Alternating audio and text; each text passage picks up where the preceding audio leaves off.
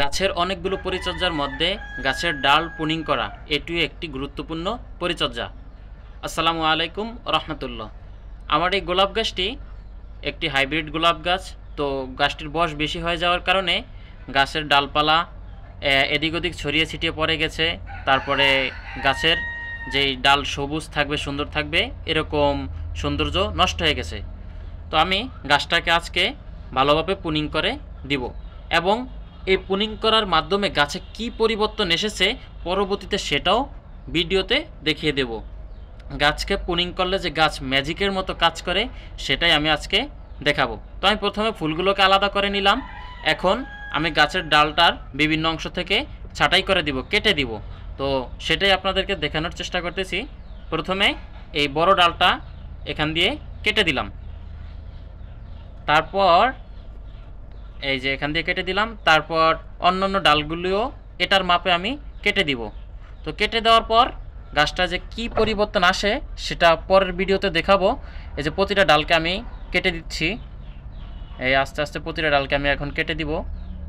এই যে এখন কিন্তু গাছটা ভালো শেপের দিকে আস্তে আস্তে আসতেছে। এটাকেও এখান দিয়ে কেটে দিলাম, এখান দিয়ে কেটে দিলাম। এই প্রতিটা ডালকে এভাবে কেটে দিচ্ছি। তো এখন কিন্তু গাছটা আস্তে আস্তে সুন্দর দেখা যাইতেছে। তো এখন এই প্রুনিং করা অংশগুলো থেকে আস্তে আস্তে কিন্তু অসংখ্য শাখা বের হবে এবং প্রুনিং করা জায়গাগুলো থেকে যেই নতুন কচি শাখা বের হবে প্রতিটা শাখাই ফুল আসবে। আমি পরবর্তী ভিডিওতে ইনশাল্লাহ দেখাবো। এই যে এভাবে প্রতিটা ডাল আমি ছাঁটাই করে দিতেছি, দেখছেন এখন গাছটা কিন্তু অনেকটা সুন্দর দেখা যাইতেছে। এই যে এটাকেও কেটে দিলাম, আর এই পাশে একটা আছে বড়, এটাকেও কেটে দিলাম। এই গাছটা কিন্তু এতদিন খুব খারাপ দেখা যেত, এই কেটে দিলাম। কেটে দেওয়ার পরে এখন গাছটা একটা ভালো শেপে চলে আসছে।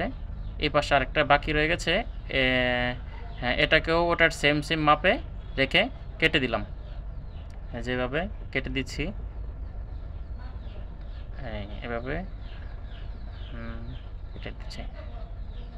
যে মোটামুটি এখন ডাল অনেকটা কাটা শেষ। এখন আরও টুকটাক যেই মানে আগের শুকনো অংশ থাকে গাছে, ওই শুকনো অংশগুলো কেটে দিচ্ছি। গাছে অনেক ছোট ছোট শুকনো ডাল থাকে, এগুলোকেও কেটে দিতে হয়। এগুলো কেটে দিলে তখন গাছ আরও অনেকটা সুন্দর লাগে, অনেকটা সুন্দর লাগে।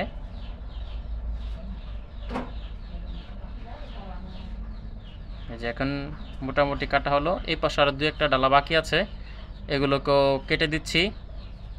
এই হ্যাঁ এখান দিয়ে আরও কয়েকটা ডালা বাকি আছে।